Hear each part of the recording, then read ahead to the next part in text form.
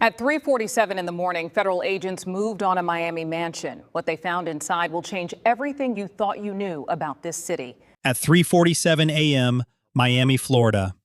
The city breathed in slow, humid pulses. Neon from Brickell Boulevard bled across standing water on the street. Not a soul moving, not a siren in the distance, just heat and silence and the faint churn of Biscayne Bay half a mile east. Then the convoy moved. 14 federal vehicles running dark.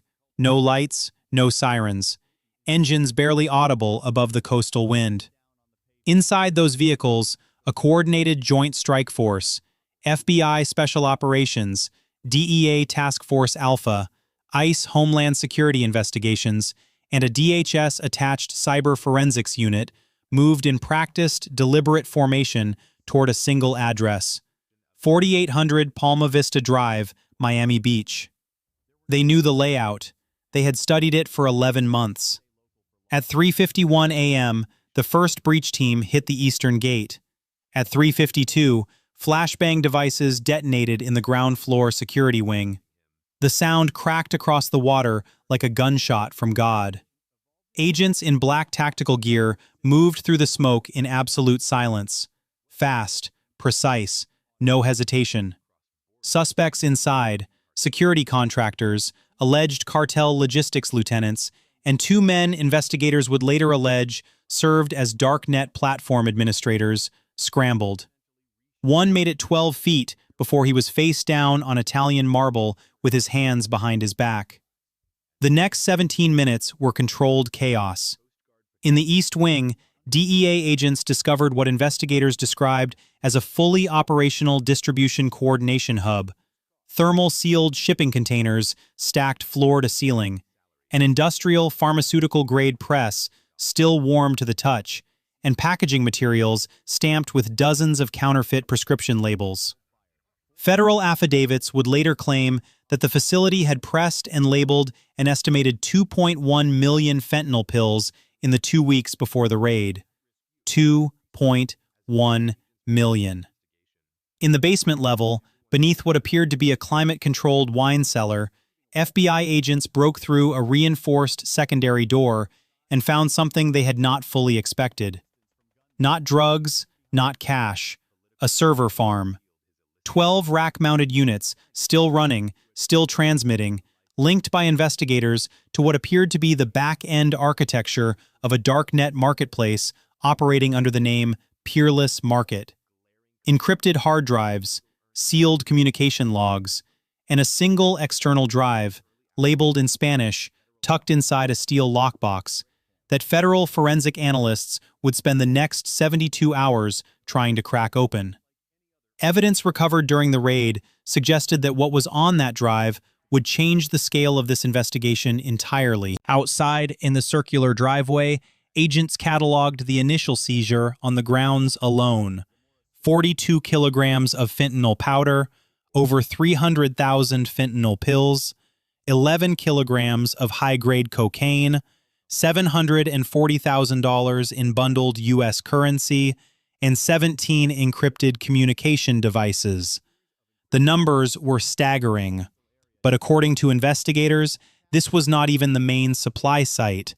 This was the management floor, the boardroom of the empire. By 6:15 a.m., the FBI Cyber Forensics Division had established a forward command inside a Miami-Dade federal building, and analysts were already inside the server farm's architecture. What they reportedly found, according to investigators familiar with the operation, was a financial and logistical network of extraordinary complexity. The codename given to the discovered blueprint, Project BLACKTIDE. According to federal affidavits, analysts mapped a constellation of 47 shell companies, 19 ghost corporations registered across Delaware, Wyoming, and the Cayman Islands, and a chain of sham charitable foundations, including one operating under the name Southern Coastal Wellness Partners, which investigators believe processed over $60 million in laundered proceeds through fake grant disbursements and inflated contractor invoices. The money moved like water finding its own level. Miami to Bogota, Nassau to Zurich, Hong Kong clearing accounts back to domestic real estate holding companies that owned commercial properties in Hialeah, Opa-locka, and Fort Lauderdale. Digital signatures on key financial authorizations, according to forensic analysis, appeared connected to accounts registered to proxies operating under Port Commerce Director Victor Romaldo Caceros. This is not corruption. According to what investigators allegedly uncovered, this appeared to be command-level collusion. Federal affidavits would later claim that Caceros, using his authority over South Florida's commercial port intake scheduling, had reportedly modified cargo inspection windows, diverted container screening resources, and authorized maintenance delays at key way stations in Broward and Miami-Dade counties, timed, investigators alleged, to align precisely with inbound shipments connected to a fictional transnational drug organization known in internal cartel communications as Los Corrientes Negros, or the Black Currents. Investigators began examining whether elements of South Florida's port infrastructure had been systematically redesigned not to detect narcotics, but to protect their arrival. Online communities reacted swiftly as fragments of the operation's scope began leaking through law enforcement channels. Social media discussions intensified. Internet forums lit up with speculation. Many online observers believed this was only the surface. And according to federal investigators, they were right. The operation had just begun. 5:22 a.m., Joint Federal Command Center, Doral, Florida. A giant digital map filled an entire wall. 53 red markers pulsed across the South Florida grid. Miami-Dade, Broward, Palm Beach, Monroe County, the Florida Keys. Each marker represented a location that, according to intelligence compiled over 11 months, was allegedly linked to the BLACKTIDE network's physical infrastructure. The unified eradication phase launched at 5:30 a.m. precisely. Over 900 federal agents, deployed across 61 SWAT-certified strike teams, moved simultaneously against all 53 targets. DHS coordinated aerial surveillance using 4 Black Hawk helicopter units circling the grid from above. U.S. Coast Guard cutters repositioned along 3 offshore corridors to intercept any maritime evacuation attempts. The message was clear: there was no exit. At a warehouse complex in Opa-locka, DEA agents breached what investigators described as a fentanyl superlab, industrial-scale synthesis equipment, precursor chemical drums, and a finished product inventory that forensic units would later estimate at over 90 additional kilograms of fentanyl, 30 kilograms of methamphetamine, and 22 kilograms of cocaine. Agents also recovered what appeared to be a second set of encrypted ledgers, matching format structures found on the Palma Vista server farm. In Hialeah, ICE Homeland Security investigations hit a residential transit compound that law enforcement sources believed was simultaneously functioning as a human trafficking staging house. 14 individuals were recovered from inside. 14. In a building that, on paper, was licensed as a dry cleaning business. In Homestead, federal agents dismantled a logistics coordination hub operating beneath a freight forwarding company, seizing communication servers, GPS-tagged vehicle routing systems, and what investigators described as a real-time Darknet order fulfillment dashboard, still active when agents walked through the door. By noon, the total seizure count across all sites had climbed to over $200 million in combined assets: narcotics, currency, cryptocurrency wallets, vehicles, and real property. 270 individuals were taken into federal custody. Among them, according to affidavits, were alleged Darknet administrators, distribution lieutenants, financial processors, and 4 individuals whose employment records placed them inside South Florida's Public Port Authority infrastructure.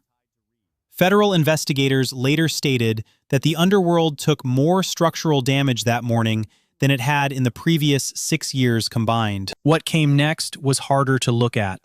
As federal analysts worked through the seized servers, internal communications, patrol logs, and financial transfer records, a secondary and deeply disturbing pattern reportedly began to emerge. According to investigators, evidence recovered during the operation suggested that elements of the cartel's protection network extended inside law enforcement itself. Internal documents appeared to show that at least 11 Port Authority officers, 6 customs processing agents, and 3 individuals connected to a county-level narcotics task force may have been receiving regular payments routed through accounts linked to BLACKTIDE shell companies. Encrypted communication logs reportedly showed coordinated alerts, tip-offs sent hours before scheduled federal compliance sweeps, patrol grid falsifications, evidence of selective inactivity during key convoy windows. Investigators began examining whether what they were looking at represented not just isolated corruption, but a parallel enforcement architecture, a shadow structure designed to move alongside legitimate law enforcement and neutralize it from within. One senior FBI agent, speaking under condition of anonymity to federal oversight personnel and described in court documents only as a 12-year veteran, reportedly said he had never seen anything structured with this level of deliberate design. That his entire career he had chased corruption. But this, he said, looked like someone had built a second police department and never told anyone. When federal marshals arrested 3 individuals connected to the County Logistics Intelligence Unit on the afternoon of the raid, individuals whose names appeared in encrypted cartel communication logs under code designations, agents at the scene reported that the mood inside the Federal Command Center went completely silent. This was not negligence. According to what the investigation allegedly revealed, the system had been engineered. The badge, investigators vowed, would be rebuilt from the ground up. Zoom out from Miami. Look at the map. According to documents recovered during the BLACKTIDE operation, investigators began examining whether the South Florida network served as the primary eastern distribution hub for a supply chain stretching from synthetic precursor chemical processing facilities abroad through maritime container routes into Port Miami and Port Everglades, then outward along Interstate 95 and Interstate 75 trucking corridors to distribution nodes in Atlanta, Charlotte, Philadelphia, and New York. Forensic analysis appeared to indicate that the Darknet platform Peerless Market had processed an estimated 47,000 individual narcotics transactions in its 18 months of active operation, primarily fentanyl pills, fentanyl powder, and methamphetamine, with cryptocurrency payments laundered back through the BLACKTIDE shell company network. Shipping manifests were reportedly altered at the port level. Way station maintenance windows, according to investigators, appeared to correlate with convoy schedules at a rate that suggested coordination rather than coincidence. And then there was the final file, the one federal analysts reportedly found at the deepest layer of the Palma Vista server architecture. A document, partially encrypted, partially intact, containing what appeared to be a long-range operational roadmap. According to law enforcement sources, the document allegedly outlined a 10-year framework for expanding port-level operational control, consolidating political relationships with local permitting and licensing authorities, and using a network of legal business entities to create what investigators suspected may have been intended as a permanent, self-sustaining narcotics infrastructure corridor, insulated from federal disruption by institutional relationships at every level. Internet rumors spread rapidly as fragments of the file's alleged contents circulated through encrypted forums and online investigative communities. Many people online began questioning how long this operation had existed before anyone noticed. Online investigators claimed the network extended deeper than any single city. Unverified reports suggested political-level protection had shielded key nodes for years. The system, investigators suspected, had not simply been infiltrated, it had been redesigned. Not for the city's future, for the cartels. This is where the story has to stop being about numbers. $200 million, 270 charged, 90 kilograms of fentanyl, 2.1 million pills. These are weights and figures and charges filed in federal court. They are real in the story. But behind every single number, there is a human weight that the numbers cannot carry. Fentanyl does not care about zip codes. It reaches into suburban homes and inner-city apartments with equal efficiency. It reaches into the hands of teenagers who have been told they are taking a painkiller. It reaches into neighborhoods that were already bleeding and opens the wound wider. According to public health data, synthetic opioid overdose remains the leading cause of accidental death in America. Not accidents, not war. Fentanyl. Power does not always arrive in uniform. Sometimes it arrives in a cargo container manifest. Sometimes it arrives in a falsified inspection schedule. Sometimes it arrives in a shell company grant disbursement to a charity that has never helped a single person in its existence. Power only needs two things to survive: silence from the people who know, and ambition from the people who profit. Operation BLACKTIDE, as investigators alleged it, was both of those things given a structure and a payroll. If you are still watching this, and you are because you already know this story matters, then tap like so that more people see it. Every view is one more person who understands that this is not a distant problem. This does not happen in countries far away. According to this fictional story, it allegedly happened in a waterfront mansion with palm trees and an ocean view and a port badge on a lanyard by the door. Comment expose if you want this kind of corruption dragged into the light every single time.